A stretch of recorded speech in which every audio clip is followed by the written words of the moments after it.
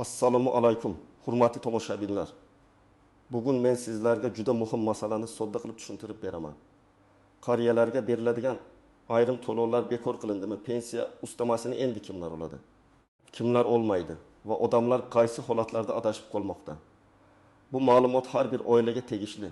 Chunki deyarli har bir xonadonda nafaqadagi ota-ona, buva yoki pensiya yoshiga yaqinlashayotgan inson bor. Shuning uchun videoni oxirigacha ko'ring. Hoziroq kanalga obuna bo'ling va videoga like bosing. Chunki bunday yangiliklarni vaqtida bilish pulingizni, huquqingizni va asabingizni saqlab qoladi. Avvalo, men eng asosiy narsani aniq aytib olaman. Odamlar orasida qariyalarga to'lov butunlay bekor bo'libdi. Endi pensiyaga ustama berilmas ekan, hamma qo'shimcha pullar to'xtatilgan ekan degan gaplar yuribdi. Bunday gaplarni eshitganda ko'pchilik vahimaga tushadi. Lekin har bir to'lovning o'z nomi, o'z tartibi va o'z sharti bor. Bir to'lov bekor qilinsa yoki tartibi o'zgarsa, bu barcha pensiyalar bekor bo'ldi degani emas. Pensiya asosiy to'lov sifatida davom etadi. Gap ko'pincha qo'shimcha to'lovlar, ustamalar, kompensatsiyalar yoki alohida toifadagi keksalarga beriladigan qo'shimcha mablag'lar haqida ketadi. Oldin qanday edi? Ayrim holatlarda qariyalar ma'lum yoshga yetgani, yolg'iz yashayotgani, parvarishga muhtojligi yoki boshqa ijtimoiy mezonlar asosida qo'shimcha to'lov olgan. Ba'zi joylarda bu to'lov mahalla ijtimoiy xizmat, pensiya jamg'armasi yoki boshqa mas'ul idoralar orqali rasmiylashtirilgan. Odamlar esa ko'pincha bu to'lovlarning farqini bilmaydi. Masalan, bir kishi yoshga doir pensiya oladi, yana bir qo'shimcha ustama oladi. Yana kommunal xarajatlar bo'yicha kompensatsiya olishi mumkin. U bularning hammasini pensiyam deb ataydi. Keyin shu qo'shimchalardan biri to'xtasa, pensiyamni kesib tashlashdi deb o'ylaydi. Hozir nima o'zgardi? Asosiy o'zgarish shundaki, ayrim to'lovlar avtomatik ravishda hammaga berilmaydi yoki avvalgidek umumiy tartibda davom etmaydi. Endi ko'proq manzilli yondashuv qo'llanadi. Ya'ni davlat yoki mas'ul tashkilot kim haqiqatan ham muhtoj, kimning hujjati to'g'ri, kim belgilangan mezonga tushadi degan savollarga qaraydi. Bu yerda eng katta muammo shuki, odamlar hujjat topshirmaydi, ma'lumotlarni yangilamaydi. Yashash manzili yoki oilaviy holati o'zgarganini bildirmaydi. Natijada ustama yoki qo'shimcha to'lov vaqtincha to'xtashi mumkin. Men sizlarga buni oddiy misolda tushuntiraman. Tasavvur qiling. Yetim 2 yoshli onaxon yoshga doir pensiya oladi. Uning pensiyasi shartli ravishda oyiga 1.200 ming so'm. Avval u yana 1.2 ming so'm qo'shimcha to'lov ham olgan. Onaxon bu 1.2 ming so'mni ham pensiyaning bir qismi deb o'ylagan. Lekin aslida bu qo'shimcha to'lov alohida shart bilan berilgan bo'lishi mumkin.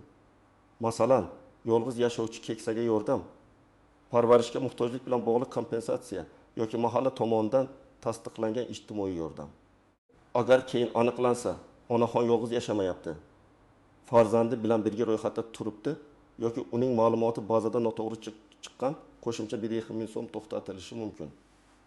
Lekin bu asosiy 1.200 ming so'mlik pensiya bekor qilindi degani emas. Yana bir misol. Taqimning yoshli otaxon bor. U mehnat staji yetarli bo'lgani uchun pensiya oladi. Yoshi kattaligi sababli unga pensiyaga ustama belgilanishi mumkin. Lekin ustama olish uchun uning yoshi, pensiya turi, nogironlik holati, urush yoki mehnat faxriysi maqomi, yolg'izligi yoki boshqa huquqiy maqomi tekshiriladi. Agar u tegishli toifaga kirsa, ustama oladi. Agar kirmasa, faqat asosiy pensiyasini oladi. Bu adolatsizlik emas, bu to'lovning sharti shunday degani.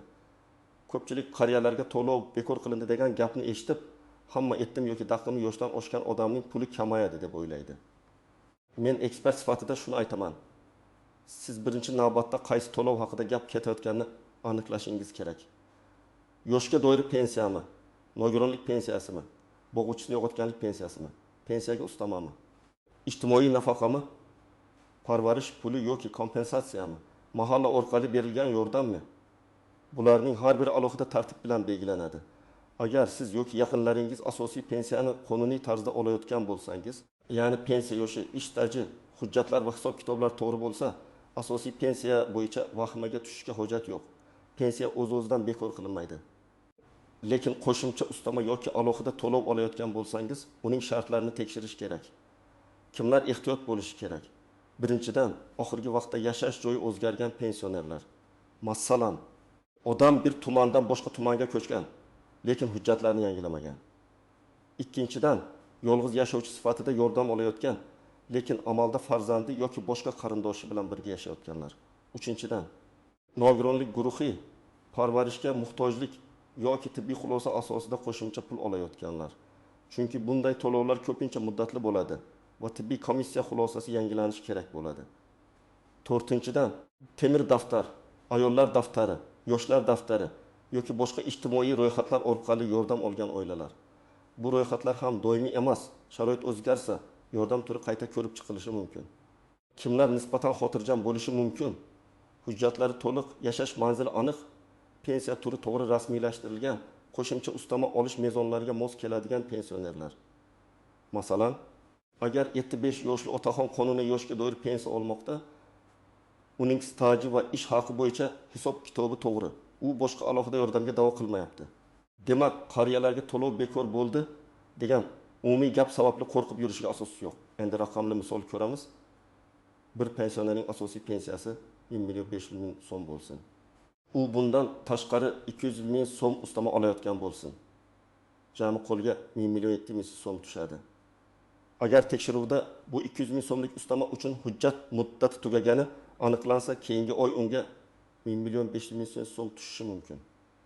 Odam 201.000 so'mimni kesishdi deydi.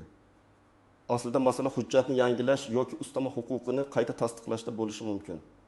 Agar hujjat yangilansa va huquq saqlanib qolsa, to'lov qayta tiklanishi ham mumkin. Pensiya ustamasi odatda shunchaki men qariyaman degan asos bilan berilmaydi. Ustama aniq toifalarga beriladi. Men bu yerda umumiy mantiqni tushuntiraman. Chunki har bir holatda yakuniy javobni pensiya jamg'armasi yoki tegishli idora hujjatlaringiz asosida beradi. Birinchi toifa yoshi katta va alohida ijtimoiy himoyaga muhtoj pensionerlar. Ba'zi tartiblarda ma'lum yoshdan oshganlarga qo'shimcha ustamalar belgilanishi mumkin. Lekin bu yosh chegarasi va miqdori amaldagi qarorlar bilan belgilanadi. Shuning uchun men 7 kirdim. Avtomatik ustama olaman deb o'ylash to'g'ri emas. Kerakli mezon bor yo'qligini tekshirish kerak. Ikkinchi toifa nogironligi bo'lgan pensionerlar. Agar pensionerda nogironlik guruhi bo'lsa, uning pensiyasi yoki nafaqasiga qo'shimcha hisoblanishi mumkin. Lekin nogironlik muddatimi yoki ma'lum muddatgami, komissiya xulosasi yangilanganmi, guruh o'zgarganmi, bularning hammasi ahamiyatli. Masalan, guruh nogironligi bo'lgan pensioner tibbiy qayta ko'rikdan o'tishi kerak bo'lgan muddatni o'tkazib yuborsa, qo'shimcha to'lov vaqtincha to'xtashi mumkin. Uchinchi toifa alohida xizmatlar bor shaxslar. Masalan, urush qatnashchilari, front o'rta mehnatkashlari, orden medal bilan taqdirlanganlar, mehnat faxriylari yoki qonunda belgilangan boshqa maqomga ega shaxslar. Bu yerda asosiy narsa maqomni tasdiqlovchi hujjatdir. Otaxon urush davrida ishlagan degan gapning o'zi yetmaydi. Buni tasdiqlovchi arxiv hujjati, guvohnoma yoki tegishli idora ma'lumoti kerak bo'ladi. To'rtinchi toifa yolg'iz yashovchi va parvarishga muhtoj keksalar. Bu eng ko'p ishiladigan yo'nalishlardan biri. Yolg'iz yashash degani faqat uyda bir o'zi o'tirish emas. Ro'yxatda kimlar bor, farzandlari bormi, ular bilan yashaydimi, doimiy parvarishga muhtojligi tasdiqlanganmi, mahalla yoki ijtimoiy xizmat xulosasi bormi, shular ko'riladi. Masalan, Mayvazim 3 yoshli buvijonning farzandlari boshqa viloyatda yashaydi. U amalda yolg'iz, lekin ro'yxatda nabrasi bilan bir uyda turadi. Ba'zida u yolg'iz emas deb chiqishi mumkin. Bunday vaziyatda holatni hujjat bilan aniqlashtirish kerak bo'ladi. Endi eng muhim nozik masalalarga o'tamiz. Birinchi nozik joy, pul tushmay qolsa darhol bekor bo'ldi deb xulosa qilmang. Ba'zan texnik kechikish bo'ladi. Ba'zan bank kartasi muddati tugagan bo'ladi. Ba'zan pensioner boshqa hududga ko'chgan bo'ladi. Ba'zan hujjat bazada yangilanmagan bo'ladi. Bularning har biri to'lovga ta'sir qiladi. Ikkinchi nozik joy, ortiqcha to'langan pullar. Agar odam aslida huquqi bo'lmagan to'lovni bir necha oy olib kelgan bo'lsa, keyin tekshiruvda bu aniqlansa, ortiqcha to'langan summa qaytarilishi talab qilinishi mumkin. Masalan, pensioner 6 oy davomida har oy 200 million so'mdan ortiqcha ustama olgan bo'lsa, jami 20.200 million so'm bo'ladi. Idora bu summani birdaniga qaytarishni yoki pensiyadan bosqichma-bosqich ushlab qolishni so'rashi mumkin. Shuning uchun berishyaptimi? Demak, meniki degan qarash xavfli. Har bir to'lovning huquqiy asosi bo'lishi kerak.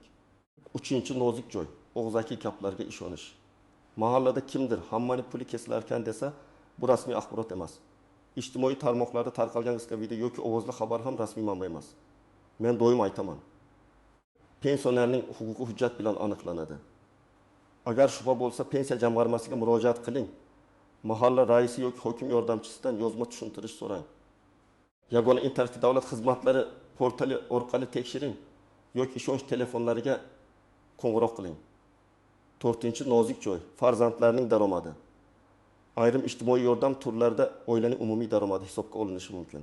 Masalan, keksa ona farzandi bilan bir xonadonda ro'yxatda tursa, farzandning rasmiy daromadi yuqori bo'lsa, ayrim manzilli yordamlar berilmasligi mumkin.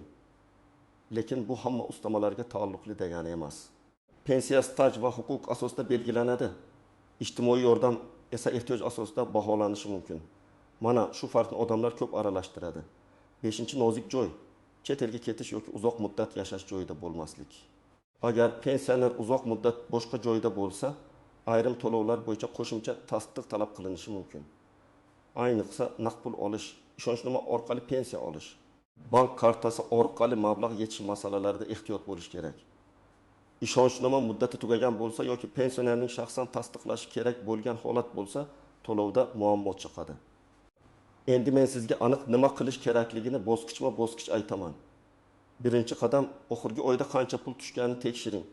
Bank ilovasidan, bankomatdan yoki bank filialidan ko'chirma oling. Oldingi oylar bilan solishtiring. Masalan, har oy 1.700 ming so'm tushgan bo'lsa, bu oy 1.500 ming so'm tushganmi? Demak, aynan 200 ming so'mlik farqni aniqlash kerak. Pensiyam kamaydi deb umumiy gapirmasdan aniq summa bilan murojaat qiling. Ikkinchi qadam, qaysi to'lov kamayganini aniqlang. Pensiya jamg'armasiga borganingizda menga kam pul tushdi deb emas, mening asosiy pensiyam qancha, ustamam qancha, qaysi qo'shimcha to'lov to'xtagan deb so'rang. Xodimdan to'lov tarkibini tushuntirib berishni talab qiling. Siz bunga haqlisiz. Pensioni o'ziga hisoblangan pul nimadan iboratligini bilish kerak. 3-qadam, hujjatlarni tayyorlang. Odatda pasport yoki ID karta, pensiya guvohnomasi, bank karta ma'lumotlari, yashash joyi bo'yicha ma'lumot, nogironlik bo'lsa tibbiy xulosa, alohida maqom bo'lsa guvohnoma, yolg'iz yashash yoki parvarishga muhtojlik bo'lsa mahalla va ijtimoiy xizmat hujjatlari kerak bo'lishi mumkin. Agar ustama ma'lum xizmat yoki mukofot asosida berilsa, orden, medal, arxiv ma'lumoti yoki mehnat daftarchasi ham kerak bo'ladi. 4-qadam, yozma murojaat qiling. Men har doim og'zaki gap bilan cheklanmaslikni maslahat beraman. Ariza yozing. Arizada shunday mazmun bo'lsin: menga tayinlangan pensiya va qo'shimcha ustamalar tarkibini tushuntirib berishingizni, oxirgi oyda to'lov miqdori nima sababdan o'zgarganini yozma ravishda ma'lum qilishingizni so'rayman. Arizada telefon raqamingiz, manzilingiz, pasport ma'lumotingiz bo'lsin. Nusxasini o'zingizda qoldiring yoki elektron murojaat yuborsangiz. Ro'yxatga olingan raqamini saqlab qo'ying. 5-qadam, muddatlarni o'tkazib yubormang. Agar tibbiy komissiyadan o'tish kerak bo'lsa, belgilangan sanani kutib o'tirmang, oldindan harakat qiling. Agar bank kartangiz muddati tugayotgan bo'lsa, yangisini vaqtida oling. Agar yashash joyingiz o'zgarsa, ro'yxat masalasini hal qiling. Agar pensionerning ishonchnomasi orqali farzandi pul olayotgan bo'lsa, ishonchnoma muddati va shaxsi to'g'ri ekanini tekshiring. 6-qadam, noto'g'ri qaror bo'lsa, shikoyat qiling. Agar sizningcha ustama asossiz bekor qilingan bo'lsa, avval tuman yoki shahar pensiya jamg'armasiga murojaat qiling. Javob qoniqtirmasa, yuqori turuvchi tashkilotga, xalq qabulxonasiga yoki sudga murojaat qilish mumkin. Bu yerda eng muhim narsa hissiyot emas, hujjat. Menga kerak degan gapdan ko'ra, mana mening huquqimni tasdiqlovchi hujjatlarim bilan yondashuv kuchliroq ishlaydi. Keling, yana bir nechta real hayotga yaqin vaziyatni ko'rib chiqamiz. Birinchi vaziyat: 78 yoshli ayol yolg'iz yashaydi, lekin uyida nevarasi ro'yxatda turadi. Nevara amalda boshqa shaharda ishlaydi. Bazada esa ular birga yashayotgandek ko'rinadi. Natijada yolg'iz keksaga beriladigan yordam bo'yicha savol tug'iladi. Bunday holatda ayol mahalladan amalda yolg'iz yashashi, nevaraning boshqa joyda ishlashi yoki yashashi haqida ma'lumotlarni yig'ishi kerak. Aks holda tizim qog'ozdagi holatga qaraydi. Ikkinchi vaziyat: 82 yoshli otaxon nogironlik bo'yicha qo'shimcha ustama olgan. Tibbiy qayta ko'rik muddati kelgan, lekin farzandlari e'tibor bermagan. Bir oy o'tib to'lov kamaygan. Bu yerda davlat pulni bekor qildi deyishdan oldin tibbiy hujjat muddati uzaytirilganmi, shuni ko'rish kerak. Agar nogironlik qayta tasdiqlansa, ustama masalasi ham qayta ko'rib chiqiladi. 3-vaziyat. Pensioner bank kartasi orqali pul oladi. Kartaning muddati tugagan, lekin u buni bilmaydi. Pul hisoblangan bo'lishi mumkin, lekin foydalanishda muammo chiqadi. Odam esa pensiyam tushmadi deb o'ylaydi. Shuning uchun bankdagi texnik holatni ham tekshirish kerak. 4-vaziyat. Pensioner alohida xizmatlari uchun ustama olayotgan bo'ladi, lekin hujjatlar eski bazaga kiritilmagan yoki arxiv ma'lumoti yetishmaydi. Bunday holatda eski guvohnomalarni yangilash, arxivdan tasdiq olish, pensiya jamg'armasiga qayta topshirish kerak bo'ladi. Ayniqsa, Sovet davrida berilgan hujjatlar, mehnat daftarchasidagi yozuvlar, mukofot guvohnomalari ba'zan qo'shimcha tekshiruv talab qiladi. Men bu masalada eng asosiy xulosani yana bir marta ta'kidlayman. Qariyalarga to'lov bekor qilindi degan gapni eshitganingizda, avvalo qaysi to'lov haqida gap ketayotganini aniqlang. Asosiy pensiya ustamasi ijtimoiy yordam, parvarish puli va kompensatsiya bir xil narsa emas. Ularning har biri alohida tartib bilan beriladi va alohida sabab bilan to'xtatilishi mumkin. Pensiya ustamasini hamma pensioner avtomatik olmaydi. Uni belgilangan toifaga kirgan, hujjatlari to'liq va huquqi tasdiqlangan shaxslar oladi. Yoshi katta bo'lish muhim omil bo'lishi mumkin, lekin ko'pincha yagona shart emas. Nogironlik, yolg'iz yashash, parvarishga muhtojlik, alohida xizmatlar, ijtimoiy holat va rasmiy hujjatlar katta ahamiyatga ega. Agar sizning yoki ota-onangizning puli kamaygan bo'lsa, vahima qilmang. Avval bank ko'chirmasini oling, keyin pensiya jamg'armasidan to'lov tarkibini so'rang, hujjatlarni tekshiring, zarur bo'lsa yozma ariza bering. Og'zaki gaplarga, ijtimoiy tarmoqdagi vahimali xabarlarga, hammani pulini kesishyapti degan mish-mishlarga asoslanib xulosa chiqarmang. Bugungi mavzuda men sizlarga qariyalarga to'lov bekor qilindi degan gap o'rtada aslida qanday holatlar bo'lishi mumkinligini, pensiya ustamasini kimlar olishini, kimlar hujjatlarini tekshirishi kerakligini va pul kamayib qolsa nima qilish kerakligini batafsil tushuntirdim. Eng muhimi, har bir pensioner o'z huquqini bilishi, pulining tarkibini tushunishi va hujjatlarni tartibga solib yurishi kerak. Sizning o'ylangizda ham shunday holat bo'lganmi? Pensiya yoki ustama kamaygan, kechgan yoki tushunarsiz sabab bilan to'xtaganmi?